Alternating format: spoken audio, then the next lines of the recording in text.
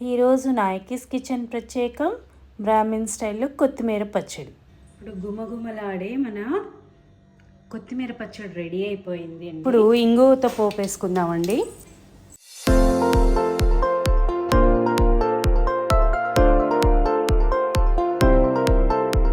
Please like, share and subscribe to Nayaki's kitchen for more video. ఏ రెసిపీస్కైనా కొత్తిమీర వేయందే కంప్లీట్ అవ్వదు. అలాంటిది కొత్తిమీరతోనే పచ్చడి చేస్తే ఇంకా అద్భుతంగా ఉంటుంది. అలాంటి పచ్చడి నేను మీకు చూపించబోతున్నాను.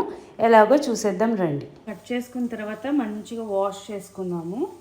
వేడి నీళ్ళల్లో కొద్దిగా చింతపండు, లెమన్ సైజ్ అంతా నానబెట్టుకున్నానండి.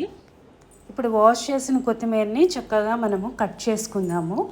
మట్టి లేకుండా 1-2-3 సార్లు బాగా శుభ్రంగా కడుక్కొని కొద్దిగా ఆరబెట్టుకొని అప్పుడు కట్ చేసుకోండి. మరీ ఫైన్ చాప్గా ఏమక్కర్లేదండి, కచ్చాపచ్చాగా నేను చూపించిన విధంగా కట్ చేసుకుంటే చాలు.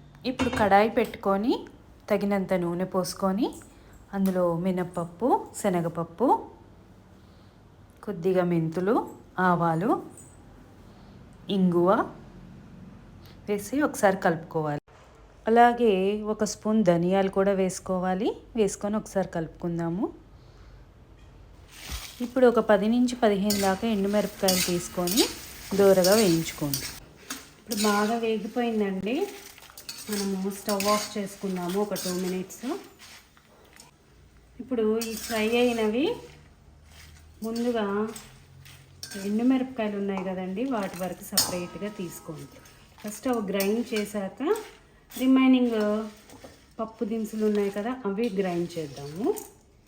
అప్పుడు కలర్ కూడా బాగా వస్తుంది పచ్చడికి, అండ్ మిర్చి కూడా బాగా నలుగుతాయి, మొత్తం పట్టు. ఈ పప్పును విడిగా తీసుకుందాం వేరే బౌల్లో. ఆన్ చేసుకుందాము. చేసుకొని కొద్దిగా ఆయిల్ పోస్తున్నాను. నేను ఈ పచ్చడికి గానుగ నూనె వాడుతున్నానండి. నూనె కాగాక మనము కట్ చేసి పెట్టుకున్నాం కదండి కొత్తిమీర, మధ్యలో ఒక్కసారి ఇలా కలుపుకుందామండి. వేగింది. మనము వేయించి పెట్టుకున్న ఎండుమిరపకాయలు వేసేద్దాము. మనం 1/2 స్పూన్ పసుపు.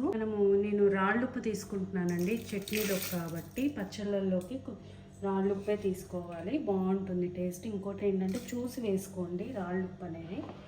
ఇప్పుడు ఈ 2 వేసుకున్నాం కదా, మిక్సీ పట్టేసుకుందాం. సరే, ఇలా పౌడర్గా అయిపోయింది. ఇప్పుడు వేయించి పెట్టుకున్నాం కదా, కొద్దిగానే వేయండి. పప్పులు కూడా వేసి ఒక్కసారి మిక్సీ పట్టేసుకుందాం. ఒక్కసారి కలుపుకుందాము. సరే, మొత్తం పౌడర్గా అయిపోయింది కదా. అనుకున్నాం కదండి చింతపండు, అది కూడా వేసేస్తున్నాను. అలాగే నేను బెల్లం వాడుతున్నానండి ఇందులోకి. బెల్లం వల్ల మంచి టేస్ట్ వస్తుంది. నా దగ్గర బెల్లం క్యూబ్స్ ఉన్నాయి, అందుకని క్యూబ్ వేసేస్తున్నాను. ఇది ఆర్గానిక్ బెల్లము. మీరు తినే అంటే మనము పులుపు ఉంటుంది కదా, చింతపండు వేస్తాం కదా, దాన్ని బ్యాలెన్స్ చేయడం కోసం అని చెప్పి మనం బెల్లము అది వేస్తున్నాము. ఇదిగోండి, ఇలా వచ్చింది. ఇప్పుడు మనం వేయించి పెట్టుకున్న కొత్తిమీర ఉంది కదా, అది కూడా వేసేద్దాము. ఇప్పుడు ఒక్కసారి మిక్స్ చేసుకుందామండి. ఇప్పుడు అసలైన టిప్ ఏంటంటే, కొద్దిగా వేయించిన కొత్తిమీర వేసి మిక్సీ పట్టా కదా, ఇప్పుడు ప్లెయిన్ది కూడా వేసేస్తున్నాను. ప్లెయిన్ది వేసి ఇప్పుడు మిక్సీ పడుతుంది. సో మన కొత్తిమీర పచ్చడి రెడీ అయిపోయింది. ఇప్పుడు గుమగుమలాడే మన కొత్తిమీర పచ్చడి రెడీ అయిపోయింది. ఇప్పుడు మనము ఆల్రెడీ కొద్దిగా పోపు వేసుకొని పెట్టుకున్నాం కదా, అది ఇందులో వేసేసుకుందాము. ఆన్ చేసుకొని ఫైనల్గా ఇంకో కొద్దిగా వేరే పోపు పెట్టుకుందాము, నూపప్పు నూనె.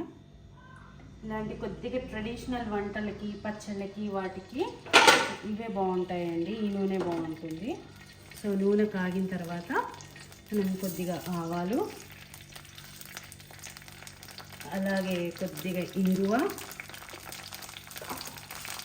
కొద్దిగా మెంతులు, అలాగే ఎండుమిరపకాయ ఇవి వేసి పోపు పెట్టేసుకుంటున్నాను. నేను వెల్లుల్లిపాయి, జీలకర్ర అవి వాడనండి ఇలాంటి పచ్చళ్ళల్లోకి. ఎవరికన్నా కావాలి అనుకుంటే వేసుకోవచ్చు. ఇప్పుడు ఇంగువతో పోపు పెట్టేద్దాము. మీకు కనుక నచ్చితే please like, share and subscribes to Nayaki's kitchen for more recipes and videos.